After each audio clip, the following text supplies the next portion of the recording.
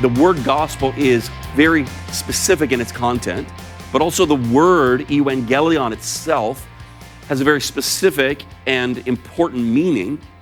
It became associated specifically with an official pronouncement of glad tidings, like the good news of victory in battle or a king's ascension to his throne. And this more official use of the word is very important because when Jesus chose this secular word to describe his message, he was alluding to something from the Old Testament. And so to see this, I'll show you how you can see this.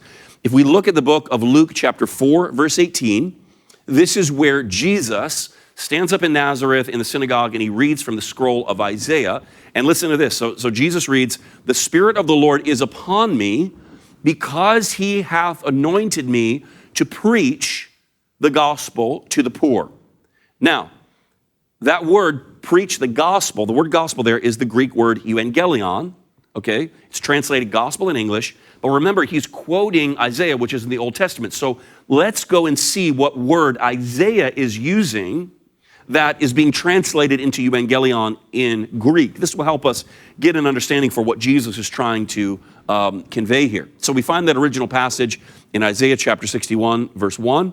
Isaiah writes, "The Spirit of the Lord is upon me, because the Lord hath anointed me to preach good tidings to the meek." So that word good tidings is the Hebrew word besar, and that's the word that's translated evangelion in Greek and gospel in English. So let's just look to see how this word besar is used in the Old Testament. I want to give you just a few scriptures here.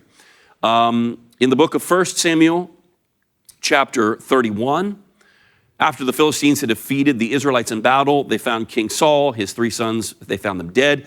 And it says in verse 9 that they cut off his head and stripped off his armor and sent into the land of the Philistines round about to publish it, besar, in the house of their idols and among the people. And so you can see that it was an official announcement.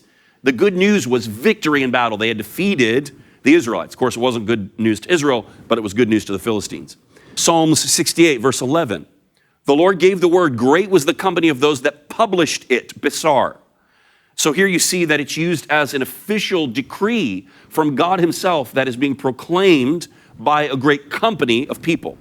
And I'll just give you one more here. Isaiah 40, verse 9. "O Zion, that bringest good tidings," besar. "Get thee up to the high mountain, O Jerusalem, that bringest good tidings," besar. "Lift up thy voice with strength. Lift up, be not afraid. Say unto the cities of Judah, behold your God." So here is the announcement of the arrival of the divine king, who is God himself. So you see, this word in the Old Testament is used in a very similar way to the Greek use of evangelion. It's used to communicate victory in battle, the good news of a king ascending to his throne, and even the arrival of God himself. Now, remember, when the New Testament records Jesus as talking about the gospel or the evangelion, it says that he preached about, listen to this, the evangelion of the kingdom, and then he told the people, quote, "The kingdom of heaven is at hand." So here is what the word gospel means. The gospel is the announcement of the arrival of the new kingdom and the new king. And it's not just good news in the most generic sense. It's specifically the good news that Jesus Christ is Lord. Amen.